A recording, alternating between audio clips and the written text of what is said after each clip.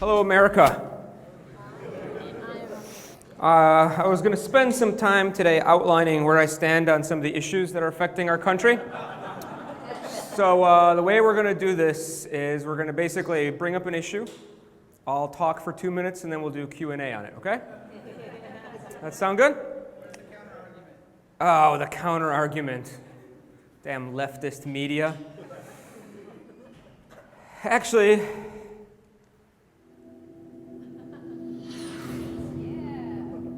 we'll step outside this planet for today. And in case during my planetary visit here we don't talk about everything you want to talk about, I am on what is affectionately known as the Twitters. And if you are also on the Twitters, you can find me there and we can communicate and have a debate, but just stick to the damn format, okay? No crosstalk. So, before I jump into all fun things mobile, I want to step back a little bit and talk about something that's a lot older, and it's this concept of something called mass media. All of you have been sort of users of mass media for many years, and mass media is essentially any technology that can be used to communicate with a really big audience over large distances, right? So this is the first form of mass media that entered our planet. Print, books, pamphlets, newspapers, magazines. And print was around for hundreds of years as the only form of mass media. So the things that made print tick and work really got ingrained in our heads and are still in our heads today in the way we act and the way we approach other forms of media. There's really a glut, or sort of an absence, if you will, not a glut, an absence of other forms of media for a long time after print. Then in 1890 we had recordings. You're probably pretty familiar with those things, records, tapes. Then we had cinema. So we had motion pictures, then we had radio, the ability to broadcast those audio signals. So after several hundreds of years of nothing going on, every 10 years we had a new form of mass media hit our planet. This was a time of crazy change, right? Radio stuck around for quite a while, about 40 or 50 years, and then in came television. Television also had a pretty good run, and then the internet. Now, I don't think anybody will dispute that things like the internet, television, radio are forms of mass media. But there's a guy who used to be a Nokia executive called Tomi Ahonen, who writes very, very long blog posts. And he also wrote this little book where he put out the theory that mobile is the next form of mass media. I think this is really interesting to examine whether or not he was right, because there's a fundamental difference between treating mobile devices as small screens, right? Oh, it's just a smaller web browser. It's just a smaller computer. It's a computer you can bring with you anywhere. So thinking of mobile that way versus thinking of it at the same level as something like television, like radio, like print, as a form of mass media, right? And so if you'll indulge me for a couple minutes here, I want to drill into this, because if we agree that we can think of mobile as a form of mass media, then I think it changes how we start to think about the concept of designing for it. And what better way to talk about mass media and things growing than to look at babies? This is how many babies we make per day. Congratulations, you seem to have figured this out. I applaud you. There is, however, bad news, which is this is how many iPhones are sold per day. So our nighttime activities seem to have shifted somewhat, right? This is sort of the new touch interface. It's much worse if you're an Android user, because there's 1.3 million Android devices activated per day. Now let's look at iPod touches and iPads, and that number goes up to about 562K. Throw in Nokia smartphones, throw in BlackBerry smartphones, and you're looking at about 2 million mobile devices entering the planet daily, compared to 371,000 children entering the planet daily.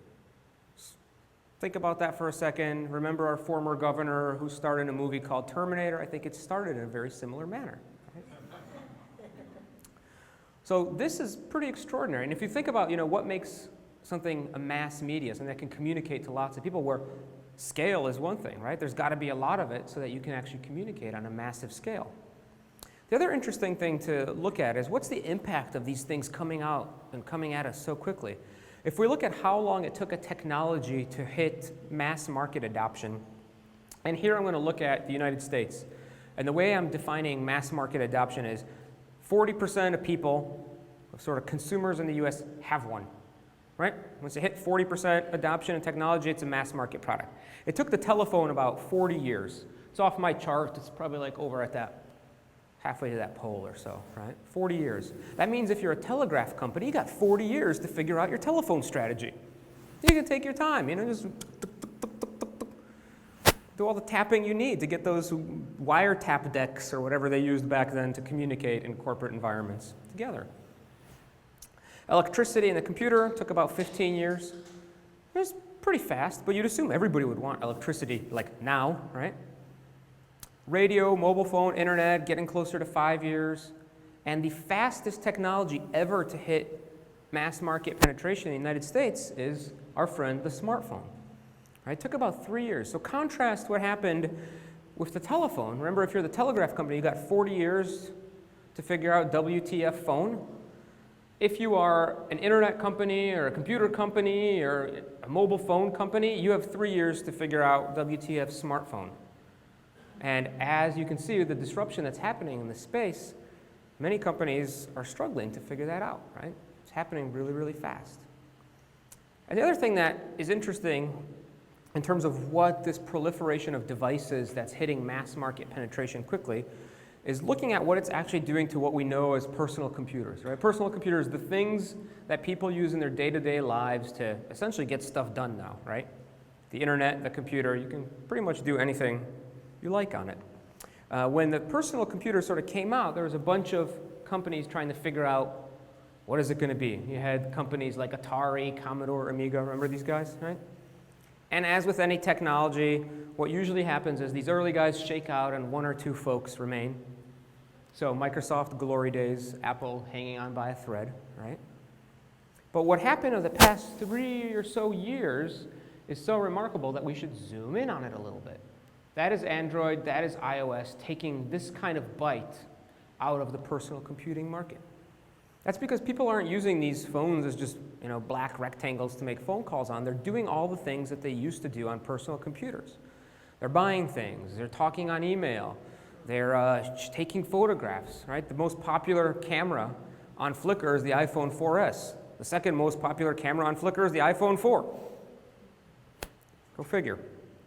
So not only are there lots of these devices, they're being used in all the ways that personal computers are being used. And then the last bit to understand whether or not mobile fits in this mass media model of being big, right? One definition of mass media is it big?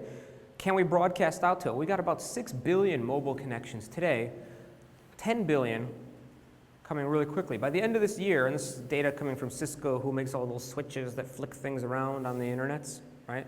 So they got a pretty good read on how many of these connections are coming in and out. By the end of this year, they forecast that we'll have more connections than people in the world. About 7 billion, it's about 7.2 billion people or something like that, right? And it's growing like crazy. So do we agree it's massive? Yes, anybody want a cage match over that one? Okay, so it's pretty big. So it fits our first definition of being a form of mass media. The other way we can tell something is a new form of mass media is, can it do the things that all the forms of mass media that came before it can do? Well, in the case of these little devices that half of you are probably on right now and the other half of you have in your pockets, it can do everything print can do. You've got magazines, newspapers, it can do everything recordings can do. You can have all your music on there. You can have all your movies, all your TV shows. You can listen to the radio and you can browse the web and connect to the internet. So this little thing can do everything all 6 forms of mass media that came before it can do. Just like the internet can do everything television, radio, cinema, recordings. The print can do and television can do everything, right? You get the idea. But mobile can also do things that none of these other forms of mass media can do. It's always with you, it's always on. You can use it at the point of inspiration. You can sort of use it with, as a digital interface to what's going on around you or who's around you. So not only can it do everything the previous 6 forms of mass media can do, it can do more. Yet, every time we have this shift, like when we went from radio to TV, what do? Well, we take what we were doing before because that's where our heads are at. Those are the things we understand. We take those and we apply them to this new form of mass media. For example, when we moved from radio to television, remember I said radio had like, what, 40 years or so to cook, sort of incubate? What did we move over to TV? Well, the idea of sponsorship came from radio. People sponsored radio programs. If you've watched television recently, you may notice this thing called ads in between there. Right? That's the business model we learned on radio. Spokesmen are people who literally spoke for a product. And perhaps most telling, this is a list of old-time radio programs that migrated from radio over to TV. You probably recognize some of these names. When these first programs shifted over from radio to TV, this is what they looked like. They essentially put a camera in front of the people reading these broadcasts. The big innovation was when they put like a poster, right, a visual element. It took us many years to realize the true potential of television and what it can actually achieve for humanity. Right? It wasn't immediately clear that radio is not TV. Similarly, print was around for hundreds of years. And even today, because it was around for so long, a lot of the stuff we do on the web, on something that has eaten radio, cinema, TV, recordings, print, right? It's eaten all these other forms of mass media. What do we put on it? Well, let's put pages together. All right, let's look at grid layouts and let's focus on things like typography. I'm not saying these things are not important, but they're not really the defining attributes. I mean, who in the audience believes that a picture in a box is the best form of advertising in a medium that has eaten television, radio, cinema, recordings, and print? Right? Depends on the pictures, pornography aside. Now, the web is not print. Many people will say this, but it's still the way we do things. Not a lot of people practice this. And here we are again. We have this internet thing that has been around for a good number of years, and we're moving over to this mobile thing. And I contend that if mobile is really a new form of mass media, it is not the internet we knew before. But I don't think this is bad to have this evolution, right? It's a natural process, hence my natural imagery. Scott Jensen, who was an early Apple guy, did a lot of work at Google Mobile, says it really well. He says the general practice is we sort of copy what we knew before, we gradually extend it a little bit, and finally we figure out what works, right? And I think it's good to do this as long as we recognize that's where we're at, right? So to give you an example of this, sort of what kind of impact this can have. This is PayPal. They started out as a mobile payments company. Then they shifted over to the web because the mobile stuff wasn't really ready yet, but they kept that mobile payments, and they started making a little bit of money. Then it went up a bit, and then boom, boom, right? Copy, extend a little, find something that's working. And other companies are actually finding not only that mobile can give them new opportunities, but people are more likely to buy, more likely to subscribe, have higher engagement, right? A lot of times people assume mobile is less, but it can be more if you approach it differently. And companies that aren't sort of doing this in a, aggressive manner are being taken there anyway because their traffic is shifting over to mobile. Our friends at Twitter, friends at Pandora have already flipped the switch that they have more mobile traffic than they have desktop internet and PC traffic. And other companies that are maybe not there at that inflection point are seeing tremendous growth, and as a result really being inspired by what they've learned from mobile and taking that to all kinds of different experiences, right? By working in this new medium, they're finding things that they didn't discover in the previous forms of mediums they were working in and trying to bring that elsewhere.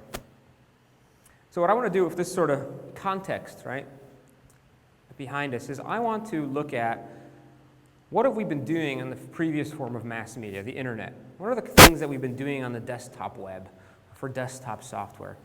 How can we take that and adapt it for this world we're living in today, this mobile world, right? This new mass media. Hopefully you guys agree with me that this is a significant shift. And then look at how we can build on that and actually go beyond just adaptation and optimization today and really try to move forward in interesting ways. However, I want to do that by looking at the most boring stuff possible in the universe. Dramatic pause. Login form. How frickin' boring can software design be if all you're doing is making a login form. You guys all know how to do this, right? It's what, 2 input fields, a little checkbox that says keep me logged in, it does nothing, and then there's a button. Right? You know what I'm talking about. So Luke, why would we talk about something as boring as login? What's the point of this? Well, I contend that login is actually a huge problem. The average person authenticates, that is, they log into at least 15 websites a day. I think this number is underreported. I think it's much higher than this, possibly even double. Some of them forget a password. I don't know if this has ever happened to you. You probably are highly intelligent people. You've never forgotten a password, right? When I was at Yahoo, 5 to 10% of sessions logging into Yahoo, which was the biggest internet site, it was like 15% of all online time spent in the US at the time. It's hugely dramatic. 5 to 10% of all those sessions were a password request. The number one request to intranet help desks is password problems. And I really just don't understand how people have problems with this stuff. It just befuddles me. I've been trying to find a reason why logins could be broken. It's so clear, right? I mean, characters in the first, second, and third positions can't be identical. Characters in the second, third, and fourth positions can't be identical. You can't use words that are Texas child or the months of the year, right? Like, everybody knows this crap. I don't see why logging in is so damn hard. So what happens if we just take what we've been doing from the desktop intranet? Let's say login screens. Well, here let's take Microsoft's login to Hotmail, still one of the largest email clients in the world. And we're going to take this Windows Live experience and we're going to make sure it lays out nicely on a mobile phone. We're done, right?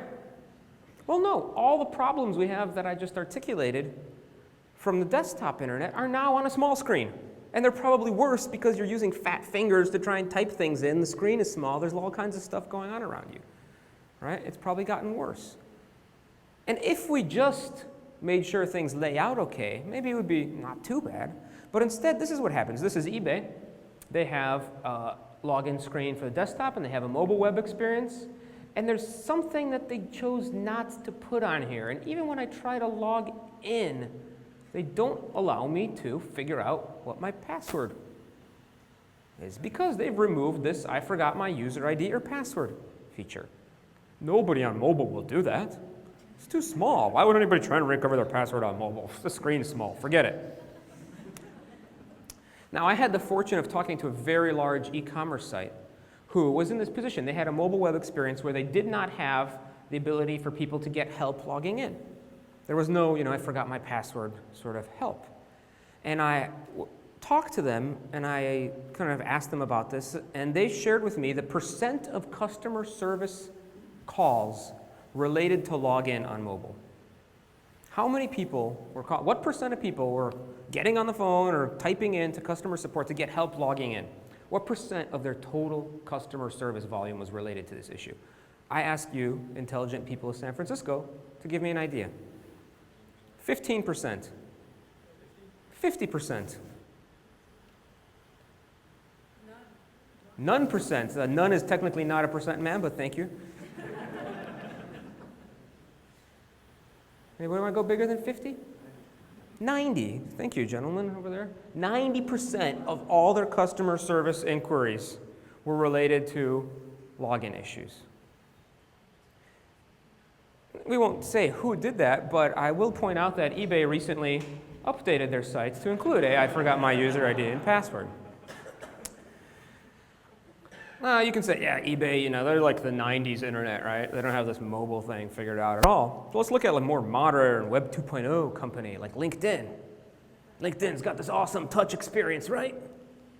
Except they got this thing that says forgot password here, which they chose not to include here. So if you try and log in there, say, hey, try again, dude. Let's keep guessing. Now, anybody have a LinkedIn account? 2 of you? Of the 2 of you who have a LinkedIn account, when do you go to LinkedIn? What takes you there? When do you go to the site?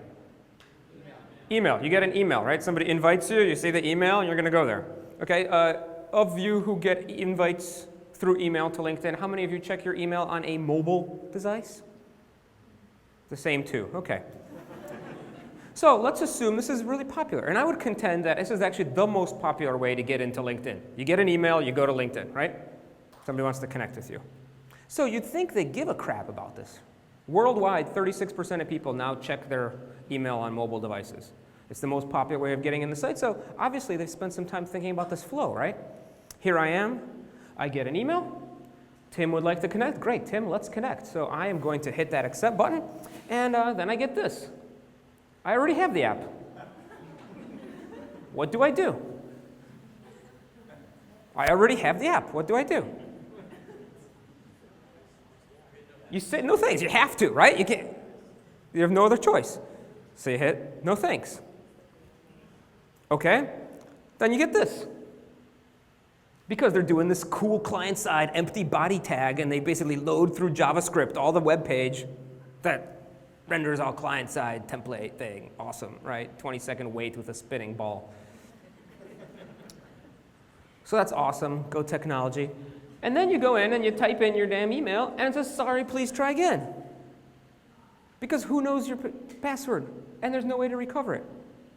This is their number one flow. And you know what sucks even more? Could this possibly get worse?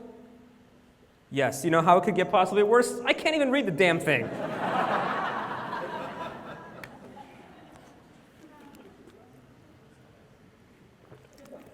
I can't make this crap up, people. This is the internet. And you know what did LinkedIn do recently? Well, they put this little forgot password thing up. That's kind of cool. And by recently, I mean like a year later. This is Walmart. They kind of sell a lot of stuff on the internet. And on the desktop experience, they have this option that says you can buy something without having an account. This guest checkout. Introducing guest checkout to an e-commerce experience will generally boost conversion 30 or 40% because people don't want to get married to every website, right? They just want sort of a in and out kind of. They don't want to get tied too closely to. They have an iPhone at night. Anyway, this is a good feature, unless you happen to be one of these people who uses the internet on a mobile phone. In which case, this is what they tell you. If you don't have an account, please visit the Walmart.com full site, which is sort of the equivalent of saying, okay, drive to Walmart, go buy a desktop PC, come back, create an account, and then you can buy something on Walmart. Thankfully, our friends at Walmart have redesigned this and put in an option to create a new account. So what's the theme here? Well, Stephen Huber, in his book, Designing Mobile Interfaces, has a really nice phrase where he says mobile should not be a dumbed-down, limited experience. And what you see time and time again is companies that choose to leave things out of their mobile experiences for whatever reason. A very common one is assuming, oh, people won't create an account on mobile. It's too hard. People won't try to recover their password on mobile. Right? And they leave these things out for these kinds of reasons, and they really quickly realize that, no, in fact, people will do everything. These are computers. They just happen to be portable computers. So, first lesson here for adapting and optimizing to today's world is not removing critical features. And there's a couple other small things we can do, right? We could take advantage of some of the cool things these mobile browsers can do, like they can essentially set an input type of email so that if you set that when you tap into the email field, you'll get soft keys that have a little @ and a dot to make typing an email faster. You can turn off stuff like auto-capitalize and auto-complete so that you don't have cap-sensitive fields or things that don't make sense to autocomplete getting in the way of some of those features. It's kind of small, nice stuff. You can do that with password too. But password's actually a bigger issue. So what's the deal with password? Well, somebody very nice at Apple decided to, instead of just showing you dots when you enter the password, you know that thing? You see the dots, right? What they're going to do is show you a character for a second and then turn it into a dot. So the time you're looking down at the keyboard is when they show you the letter, and when you look back up, they've conveniently given you the dot again. It's really kind of them. And this is one of the few times I'll quote Jacob Nielsen and agree with him. He's done extensive research on this and shows that masking passwords is not going to help you with security, but it's definitely going to cost you lost business. If somebody's got something in a shopping cart, they go to recover passwords, 75% of the time they're not going to buy what they had in that shopping cart. All right? This is quantifiably an issue in terms of usability. And as Jacob will tell you, it's worse on mobile because mobile is a magnifying lens for your usability problems. Remember, our fingers are fat, right? There's stuff going on around us. The screens are smaller. There's all kinds of things which turn usability problems in larger screens into bigger usability problems on smaller screens in mobile form factors. So what can you do instead? Well, here's our friends over at Box.net, and they have this mobile sign-up page, and they have a big button here that says Show Password. So you can actually see what you're typing. Imagine that. I personally think we should flip this and have it say Hide Password because of smart defaults, meaning whatever option is in place at the beginning, you can have, most people will use. And why I think this is fine is because if there's a mysterious dude behind you in a trench coat and you're typing your password, just put your phone down, move, right?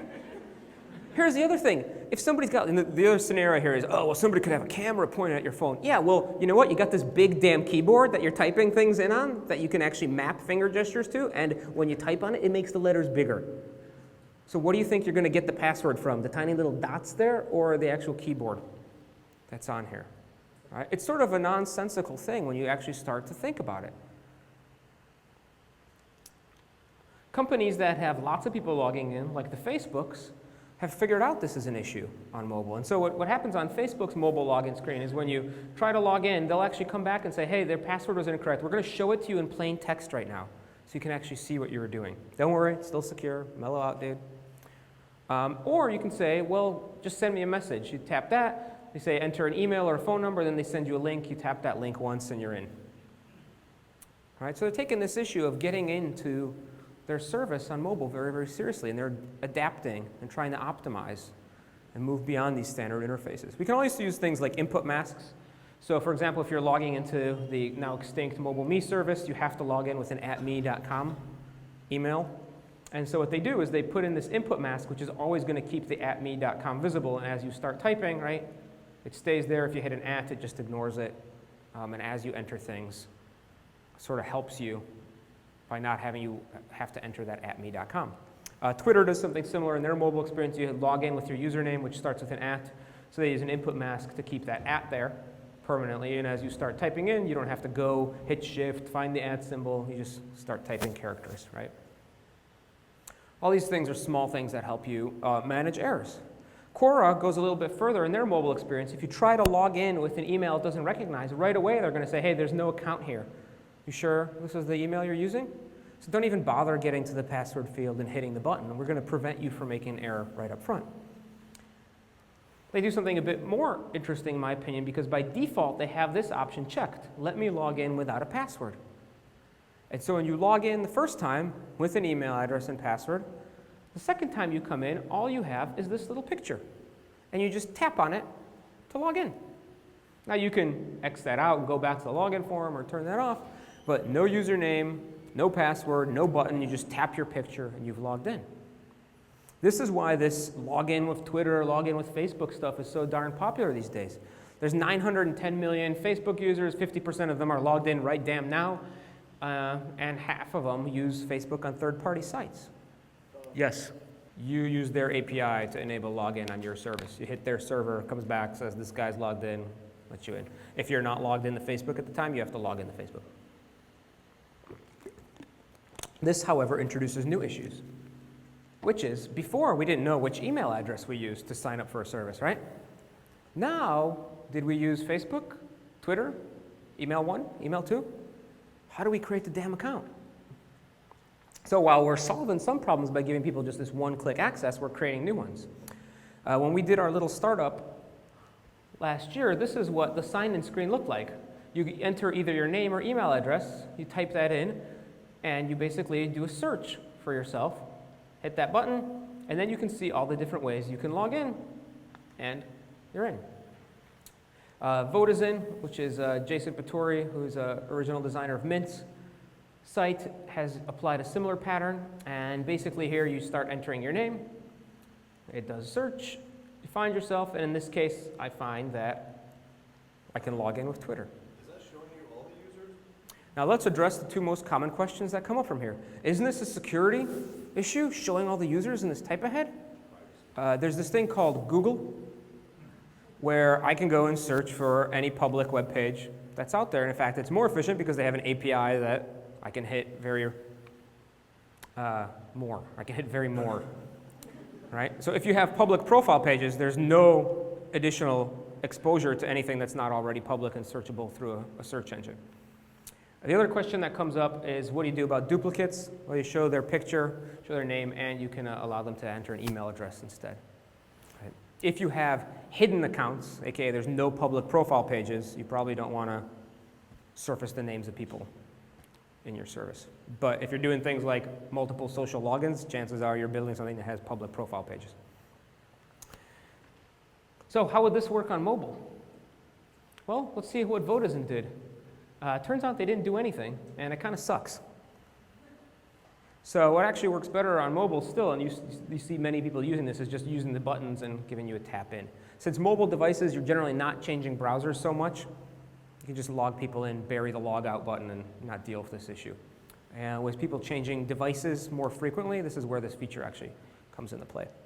So I tap, log in, and there I am. And at this point, you guys may be saying, okay, Luke, this is cool for your little social networking type things, but I work on serious, complex stuff, right? I can't do this frivolous crap. Well, this is a company called Simple that's trying to recreate what a bank is, and their premise is, hey, we're going to focus on the experience of banking. And one of the things they've done is they've really addressed this issue of login. And instead of doing this password thing, what they're doing is using passphrases. Passphrase, yes, it's easier to remember, more secure, use a group of words. And they even have, look, there's the option to show your password and hide it, right? So here, even a bank can improve usability of things like login screens. It's not, I'm in this domain, I can't do anything, right? And I want to sort of make the contention, and I'm going to emphasize this a little bit later, usability and security are not at odds. These things are not enemies, right? You can actually make things that are more usable and more secure. Because right now, these dots and these complex passwords are actually very unsecure. You know what happens when you require having somebody enter the birth date of a French king, one lowercase letter, 2 numerals, a piece of punctuation, and the calorie count of a McDonald's French fry? They write it down on a damn piece of paper.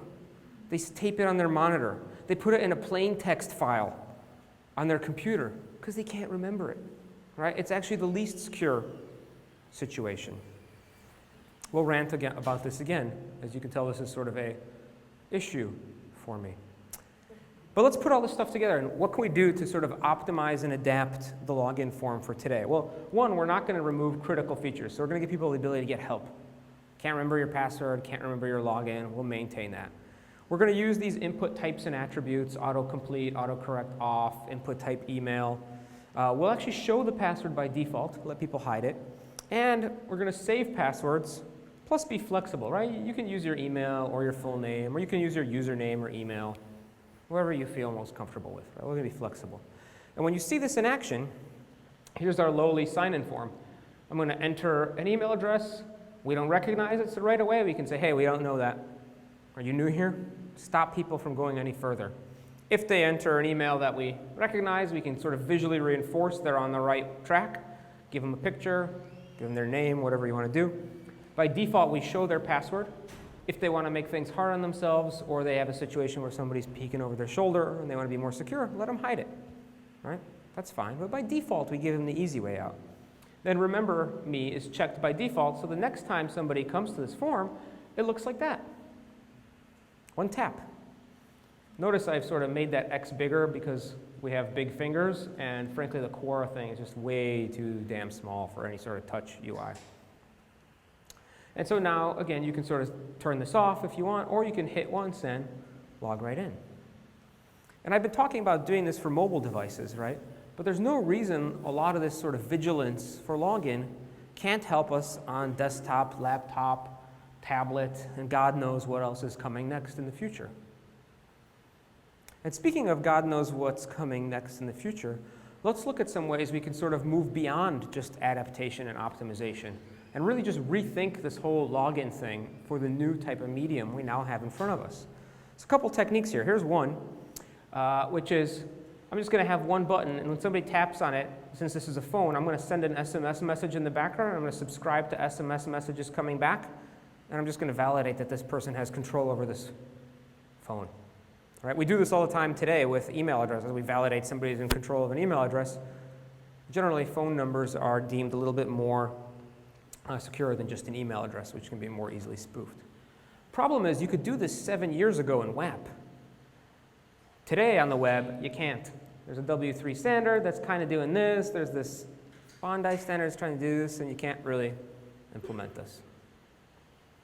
What you can do, though, is what Microsoft Windows has done. So you may be familiar with the Windows Phone, which has really influenced what they've done with Windows 8. In fact, this is a really interesting example of sort of mobile-first operating system design.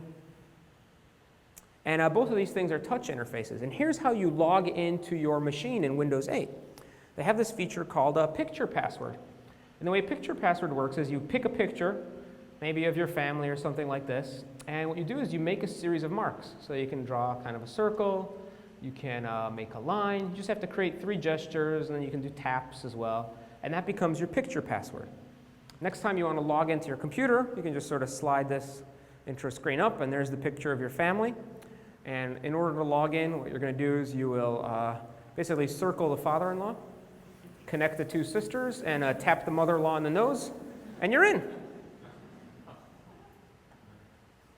Now, I can't believe these words are coming out of my mouth, but I will say them. This is Microsoft taking a very humane approach to computing. What's more human than like drawing some marks on a picture, right? It's a picture of my family. Look, a circle, my mom, I pick up the nose. Whoa, I'm in. Versus, right? The second, third, and fourth character cannot match. Use 5 underscores and, you know, the average batting score of some guy, blah, blah, whatever. You get what I'm talking about. That's not humane, right? That's like machine stuff. This is human stuff. And some of you in the audience are now thinking, what the heck is this idiot talking about, right? He's telling us to show passwords.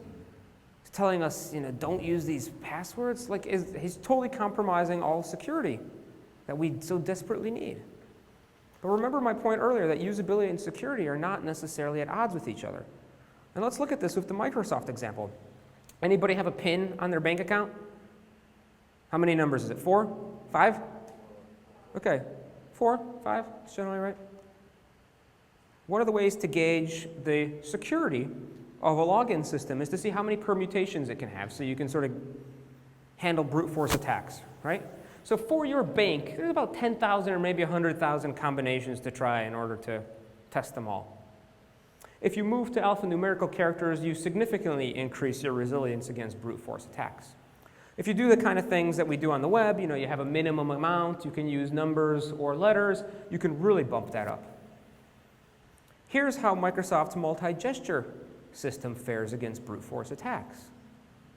It's an order of magnitude different, right? So while it's humane and you can sort of draw on pictures, it also ultimately can have greater security, at least in the case of brute force attacks against it. Right? So usability, security, not necessarily at odds. In fact, you can find examples where they work well together. Yeah, so could you do this in the web browser, for example? Let's talk. What do we need to actually make this happen? Well, we need touch gestures, right?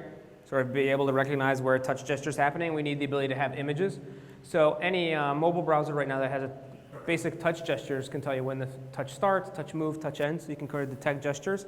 And we need image upload, which we actually have not had on the most popular mobile browsers for a long time. But now as of iOS 6, we have input type file where we can say, give us something from the camera or from the photo library, and Android 3.0, which has had this for a while but hasn't had a lot of penetration. I think between Android 3 and 4, the total percent of that's like 21 or 22% right now. Still a couple 100 million devices, but it also has camera gallery selection. So technically we could do this in the web browser. Speaking of Android, they have this take on login. And so the way you do, oops, let me turn this up. The way you do login on an Android device is you sort of stare at it, and it asserts that you are friendly because it detects a smile and sort of maps your face. Detects a face, implements facial recognition technology, which becomes your login. And so now someone else tries to authenticate into that phone by attempting to be friendly. It can deny it access. And then when you come back to your phone, it recognizes you and lets you in right away. And you'll note that she says, see, it works. If you doubt the security of this feature, rest assured that this man's phone was not able to be infiltrated by a clever lookalike. So I use an iPhone as my regular phone, but I got a couple Android devices. And once you start using this thing, and then you go back to an iPhone and you have to type these numbers, you like look at the phone, you're like, don't you know me, damn it? I hold you every day. I carry you with me all the time, and you don't recognize me.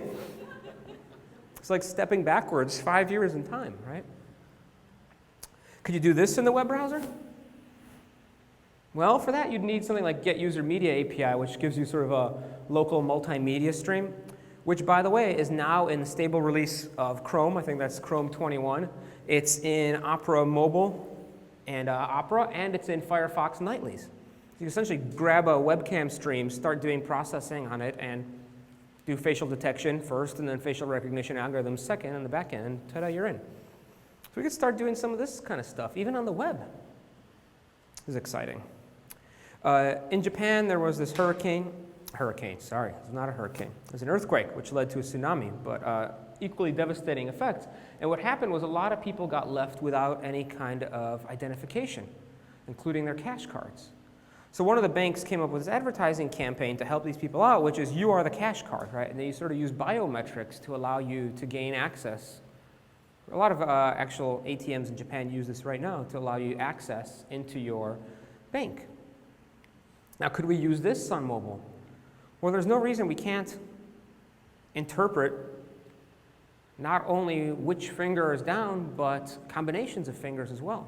Apple actually filed there's a patent that they filed that was made public where they can detect which finger is down where on the screen. So you could sort of have like either a pattern of fingers to put down for authentication or a combination of fingers in series. Regardless of which one of these you think is interesting, I think this gives you an opportunity to sort of rethink this idea of login. And I'm not suggesting Microsoft has the right answer, Android has the right answer, or Apple's encroaching on the right answer. But none of these things look like traditional login forms, right? They're all sort of rethought in this new medium based on the capabilities and constraints of what these devices can do. And so when we look at something as boring as login, what we can do is make sure that our existing web pages or software pages, app pages, whatever you want to call them, lay out okay, right? They fit on the screen. Sort of step one, but then all the problems we had stick around. We can instead go the extra mile and really try to optimize and adapt these interfaces for mobile. And you may say, Luke, that seems like a lot of work doing all this little diddle, right? Well, remember, one of the things that makes mobile a unique mass medium is it's always with you, it's always on, it's available at the point of inspiration. So when something strikes you wherever you happen to be, in line at the Blue Bottle Coffee, San Francisco reference, what else do you people do? I don't know. At the Fixie bike stand, right? I don't know. Is there like a bike stand where you sort of sit there on your bike? I live in the suburbs. I don't understand city life. If inspiration strikes you, why wouldn't you want to make the process of getting into a software application or web service as painless as possible, right? Boom, I'm in. Okay, I can do my thing. Instead of having you fart around there with the damn password and the login screen and the errors and all that stuff. So that's what we can kind of do today to optimize and adapt.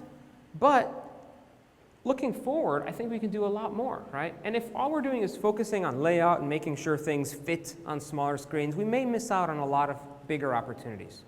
Again, I'm not suggesting Android or Microsoft has it right, but they're thinking very differently about this thing, right? Which I find very inspiring. Remember this copy, extend, and find new forms principle I laid out at the beginning, right? This is that find new forms area. So we're finally starting to get there, which is really exciting. So login, quite boring, right? What could be more boring than login? Actually, should we do another one of these? You guys do one more? Yeah? Okay. What could be more boring than login?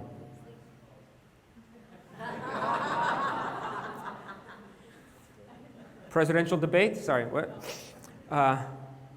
Login. What could be more boring than login? Dramatic pause. Checkout. How many checkout forms have you seen, right? These things haven't changed since the Stone Age. When guy on clay tablet entered first name, the chisel in second name, repeat password, damn, need new stone, repeat password field. And I'm only going to show you one statistic to illustrate what's wrong with check-in. Because you say, Luke, the web's been around for 22 years. One of the things we surely have nailed by now is checkout, right? I mean, e-commerce, digital economy. After 22 years, you'd think we'd be doing pretty good at letting somebody buy something on the interwebs. Well, last year, 3/4 of all shopping carts were abandoned. That's not so bad until you consider the year before that. It was better. We got worse. How are we getting worse? And again, this is one of those things that I just rack my head around, and I can't figure out why people have problems with checkout. I mean, here's Dell, computer guys, and they have mobile thing to buy, and all the stuff that you find on the desktop, of course, has been moved over to mobile, including the extension for your mobile number, daytime fax number and extension. And when you get to the end, a half screen devoted to, I do not agree to buy after filling out full screen of information. You laugh. This is the web. I'm not, I'm like making these things, right? All I'm doing is using the internet, and I find, holy shit, did they do this? So our first lesson here is reduce effort. And this is not the same thing that I talked about earlier about removing critical features, right? If something's important, it's important regardless of screen size. But there happen to be all kinds of things that are just not important, period. As evidence of this, I have case study upon case study like Expedia, which has a checkout form, it's a travel search and a booking company. And on their checkout form, they had this little optional field called company that confused the hell out of people. It was optional. You didn't have to fill it in. But they ended up removing it because they found people were confused by it, and they got 12 million more of profit overnight. They found 50 to 60 of these things. So those of you who know the maths can probably figure out this is a larger number than my brain can figure out, but pretty important stuff, especially if you make your money from allowing people to buy things from you. So our first thing for checkout is let's remove unnecessary questions. But then we can apply some other interesting principles as well. And this general idea of keeping people on the keys and just reducing overall effort. If somebody's going to buy something, do we really need to structure their name in all kinds of different ways? And if we really want to be international to a certain extent, it's much better just to do, tell me your name, right? And we've removed optional fields like the middle initial. And what we've done is we've allowed people to stay on the keys. So when they get into an input field and that keyboard's up, they don't have to go futzing through little input fields. They can just stay there, do tap, tap, tap, and move on. Maybe not so interesting for name, but significantly more interesting when you look at what Dell is doing with phone numbers. I would like to contend that I can take these 16 input fields and reduce them down to 1. You've ordered a computer. In case something goes wrong, let us call you. Right? Maybe you can convince me that, okay, they deal with a lot of businesses which still have extensions. Okay, let's give them the option to add an extension, but let's make that secondary, right? Let's tone that down. Let's not expose it by default. Research I've done over the years shows if you can hide irrelevant form controls from people that don't matter to them, you will create forms that are easier to complete, higher satisfaction, lower error rates. If you really twist my arm and beat me up and sort of knock my designer sense out of me, maybe I'll agree to add another number on here. But still, we're going to keep it constrained and not expose 16 fields by default. And by the way, the complete absurdity of this interface is this is a phone. It has a dial pad. It is made for entering phone numbers. Why the hell are you doing this? Sorry. Can you tell I give a crap about forms or something? If I come across as an ass, just let me know. Okay, another nice thing we can do is we can tell them this is an input type of telephone. And what we're going to get is this big, nice dial pad for phone numbers, right? Input type tel is actually pretty widely supported. Here it is on iOS. Here it is on the Androids, so you get a big dial pad. Here it is on the Amazon Silk inside of a Kindle Fire. Again, real nice big fat keys for entering phone numbers. And the dial pad in particular is just sort of optimized for capturing just numbers. It's really nice. If we really want to be nice to people and we're dealing with, like, let's say, a specific format for phone numbers, what we can do is create an input mask. So by default, we'll sort of show them what the correct format for that input looks like. And as they start entering it, we'll maintain that format, right? So they don't even have to worry about, should I enter a dash or a space? If they enter anything that's not a number, we'll just ignore it in our input mask and let them enter a number. What about address? Can we do any better here? Well, we've got this sort of optional 4-digit extension. Maybe what we can do is merge zip code together, and for the people who need that 4-digit extension, we'll just be flexible in how we parse that, so they can just enter the -4 digits if they need it. If not, we'll just ignore it. So you know what sucks? This thing sucks. Right? The like 50-foot state-long thing. And it's awesome if you live in Alaska, because you just tap it and then you hit. This is like probably the only time anybody will say it's awesome if you live in Alaska. ... right? Unless you're talking about moose jerky. But so if you're in Alaska, this is a 4-tap operation. Tap the thing, get the thing, tap Alaska, tap done, right? If you live anywhere else, it's tap, flick, flick, flick, flick, flick, tap, tap, done. So it's, like a 5 to 6 tap operation. So maybe one of the things we could do to make this a little less painful is instead use a text field. In which case, you tap it once, you tap 2 keys, you tap done, and then it's still a 4-tap operation.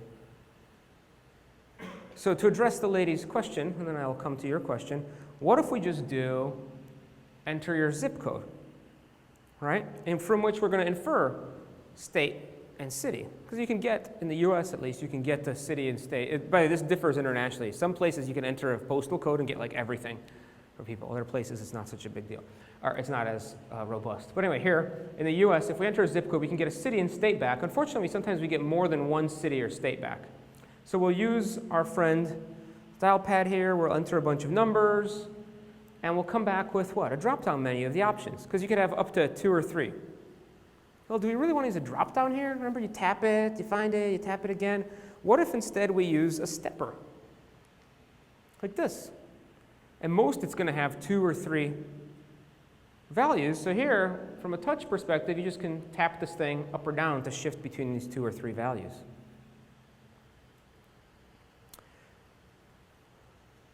Looking at this, some of you may be saying, well, what about this? Can we just do like that? Right? This one actually makes me a little bit nervous, because I personally believe people are going to start entering their entire address in here, including city, state, and zip code, right? It's just not structured enough. You need a little bit of structure. And for the record, I've generally been a bit opposed to this enter zip to get your city and state. And I'll sort of lay out why. Anybody consider themselves a designer here? Okay, so only a couple of you. I'll give you guys a design education for the rest of you who don't have it. So in order to be a designer, all you need to know is if you look at an interface and you see a lot of text, that's what we designers call a usability issue. If that text is red, that's what we call a big usability issue. If that text is red and bold, we call it a very big usability issue. Okay, so congratulations, you're all designers now. Let's test your knowledge. Is there a usability issue on this form? Yes, let's look at it. After entering your zip code above, you must click this highlight, your city-state combination from the display on the left. After selection, the city-state will autofill in the appropriate category. What? Right, so when I see these sorts of things, when people try this city-state thing, I get a little bit concerned. But I'm open-minded, right? I don't want to be biased by my preconceived notions of what's working on the desktop web. So I went over to the web or mobile site to see how they did it there. Maybe it's a different thing on mobile. And I looked around and I was just sort of trying to figure out what was going on. Something was missing. And I couldn't put my finger on what was missing. Oh yeah, you couldn't actually buy anything on the mobile thing. So there was no checkout form, which makes total sense. It's not like anybody's actually going to purchase something on their mobile device, right? And if they did, they'd probably buy a lot less. It's not like any company out there can make any sort of business selling things on mobile devices, and if they did, probably people wouldn't buy that much, right? So I understand. What about this? Got to pay somehow, right? So pick a credit card type, enter the information, Well, what if all of this could just become that? We have some of our friends from Square here, and they've implemented this interesting pattern on their application that works like this.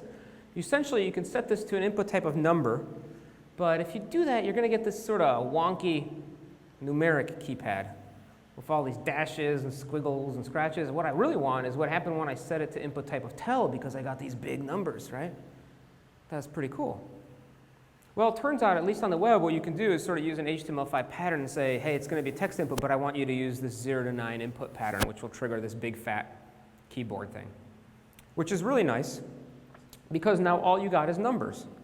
And it turns out, in order to process everything you need for a credit card, all you need is numbers. So you start entering your credit card numbers, and we show you the credit card type you have. If it's a valid credit card number, what we're going to do, if it's not a valid credit card number, we'll sort of tell you right away. If it is a valid credit card number, it'll just sort of slide over, and now you're entering month, year, and the security code, and you're still on these big fat keys. Right? So now you enter month, year. We show you where that security code is on that credit card type. You enter it there, and ta-da, that's everything you need to process a payment. Right? So reduce the number of controls and inputs, stay on the keys. If you want to see a nice example of this, look at Square. That's the man who implemented right there. So give him a nice round of applause. Or so he tells me. It could be a lie. I can't verify these things. Everything on the internet is a lie, by the way. So that's kind of cool, right? Some of you may say, well, that's too I don't know if I can use that, right? It's like too cutting edge. Well, we can even make different improvements. One of the things we can do is, remember sort of my peeve for these drop-down menus? I just think they kind of generally suck. Like the drop-down menu should be your input control of last resort. It's often people's input control of first resort. Oh, I'm sorry, you had a question earlier. Yeah. Yep. They help prevent errors, but at the expense of usability in some cases and the expense of effort. So you have to make a trade-off. Is strict error prevention more important to you than quickness of input or efficiency of input or not? Right? So with something like this, one of the things that we can do is if a mobile browser supports type of month, we can get that, which on something like iOS will give you this multi-picker menu where you can spin the month, spin the year, make the combo. Again, this is the idea of reduce input, right? Consolidate stuff. If we don't support type of month, we can use this where we give them a little bit of an input mask. And in the input mask, we'll just sort of show them the format will only allow them to enter numbers, which is, excuse me, by the way, how things look on your credit card anyway, right? So it sort of matches that input type. And this is a nice example of this principle of progressive enhancement, which is if you got really nice inputs like month, you can detect that that's supported, then we show that.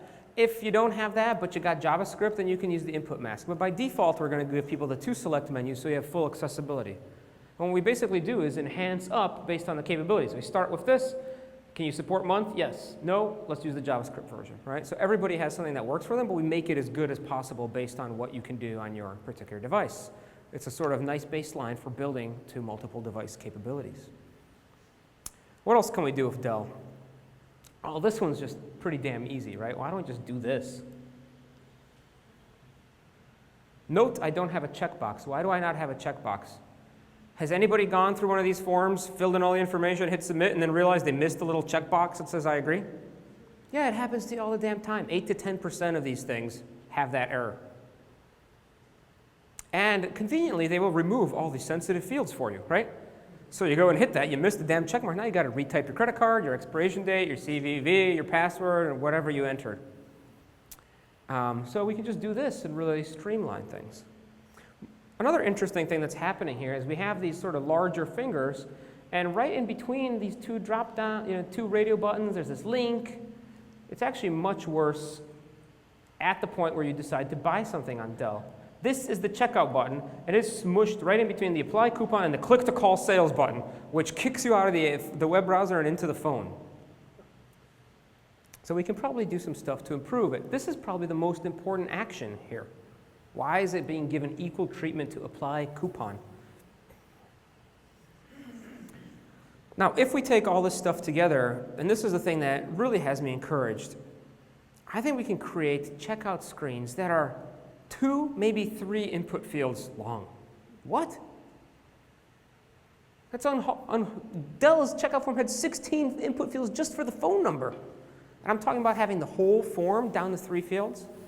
Well, let's say you're selling something digital, like a book, like a movie, like a comic, like a game, like anything these days, right? Everything is pretty much digital. So let's say you're selling a book, digital book. Well, we want to give you a receipt, or we want to send you the link to go download it. So we're going to ask you for your email address. We'll set email type. We'll use that payment input mask pattern. Maybe we'll ask for cardholder name. Depending on how you do payment processing, you may or may not need different bits of information. You can actually get away without cardholder name. You can get away without billing address. You can get away without zip code. It's just a question of how much risk you want to take in. But we'll consolidate name into one field to keep people on the keys. We'll reduce controls, so it's just purchase and read your book now. And you may say, that seems like a lot of effort, Luke. Why should I bother? Remember, phones are always with us, always on, available at the point of inspiration, which means you can buy things whenever you think about it. Anybody use this thing called Amazon Prime? Yes, a couple of you? Amazon Prime is essentially one-click buying, 2-day shipping, right? When somebody goes from using Amazon to using Amazon Prime, they go from spending $400 a year to spending $900 a year on Amazon. Why? Because it's just too damn easy, right? Oh, book, okay, whoa. Oh, I think I need some toothpaste, diaper. It's just too damn easy. You buy everything, right? Those of you with Amazon Prime, do you not just buy everything? Because it's like, oh, look at that. Humidifier. Oh. I don't think there's a clearer example out there that shows reducing barriers increases conversion, right?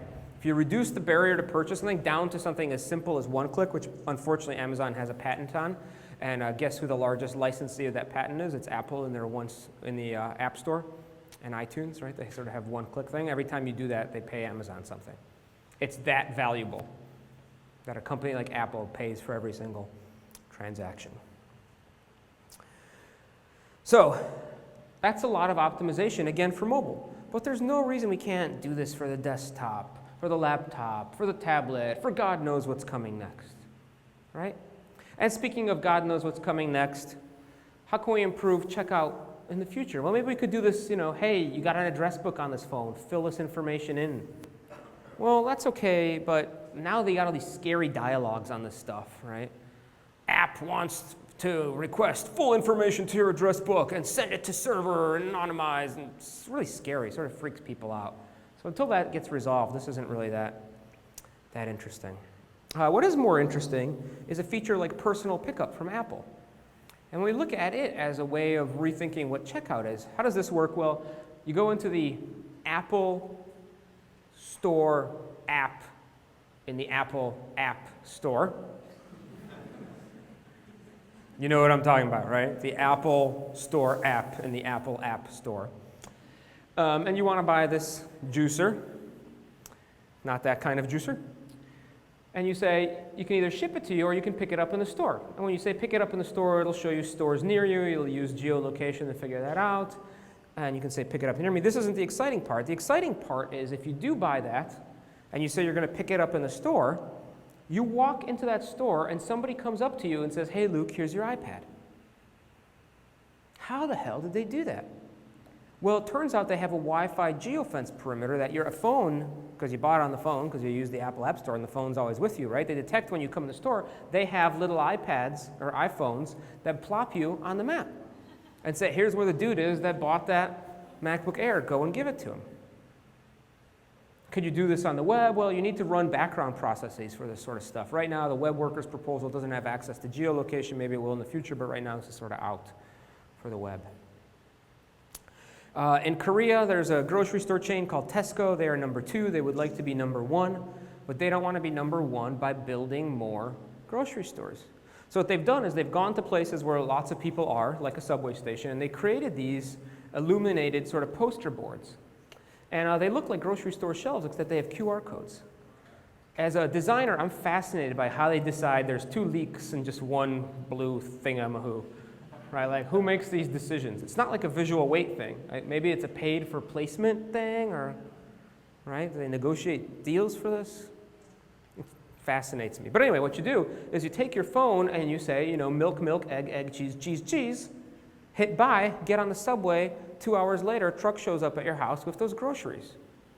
In a city where most people don't have cars and they'd be carrying around, you know, smelly bags of cheese on the subway, this is awesome. Could you do this on the web? Well, again, you need something like Get User Media. PayPal just bought a little company called Card.io. The way Card.io deals with checkout is you just point the camera at a credit card, it'll scan the numbers and the expiration date of that credit card automatically, and you just take a payment right there. All right?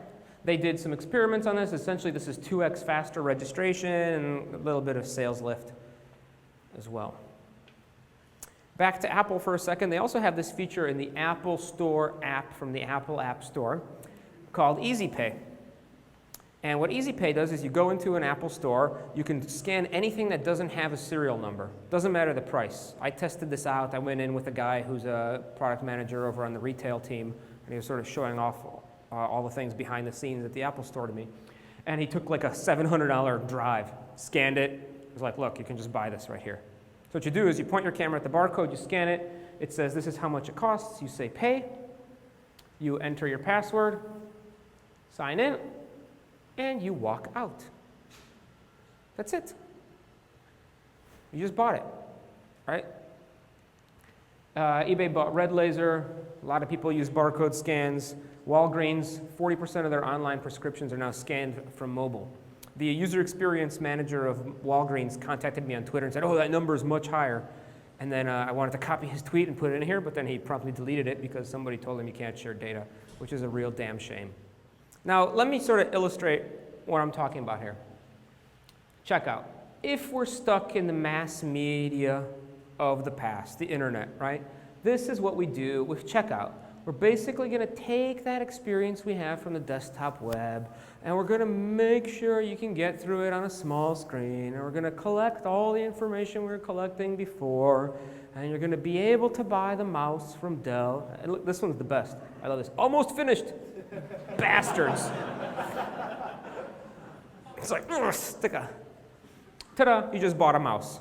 Versus, I go to an Apple store to buy a mouse. I pick up my phone, I scan a barcode, I enter my password, and I walk out. Now, granted, one is in the store, the other one's online, so you have to capture, you know, like a shipping address over here. So there's a bit of a difference. But both of them are buying a mouse from a computer manufacturer. And I ask you guys, which one looks like the future? To me, this is desktop-first thinking, right? This is copying what we were doing before and treating mobile as a smaller screen. This is mobile-first thinking, right? It's basically saying, what can we do on mobile? Oh, it's got a camera. Oh, we got one-click shopping. Oh, you have it with you anywhere, including when you're in the store. Maybe we could do something like this, right? Desktop first, mobile first. And so to summarize everything I've been saying and let you guys rattle me with questions, if you have any, I think mobile is actually a new mass medium. And I believe with Tomi's sort of thesis here, and hopefully I've illustrated some of the reasons why you can kind of subscribe to that. Because it's this new form of mass media, it's actually a huge opportunity, right? Much bigger opportunity than smaller computer.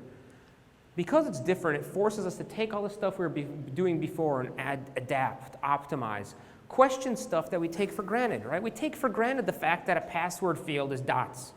We take for granted what a login screen is. We take for granted what checkout is. We don't even think about it anymore. We just sort of regurgitate it out and figure this out, right?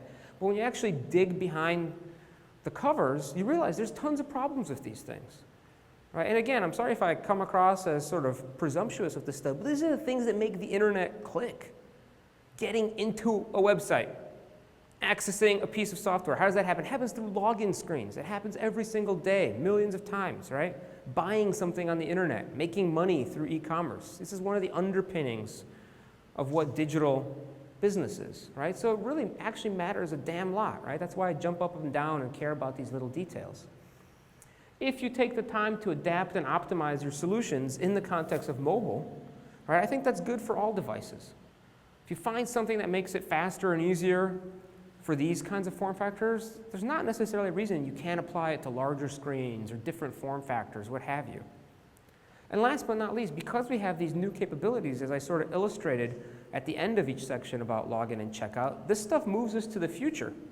Right? We can totally redo what login is. We can kind of completely rethink what checking out and buying something is like. Even on the web, right? The web is catching up really fast with these things. I showed you guys how we've got all kinds of new APIs, file access things, so on and so forth, right? So that's sort of my rant. Thanks for hearing me out. If you want to talk more about this stuff, I'm on the internet, and I'm happy to banter. Sure, and I can answer some questions.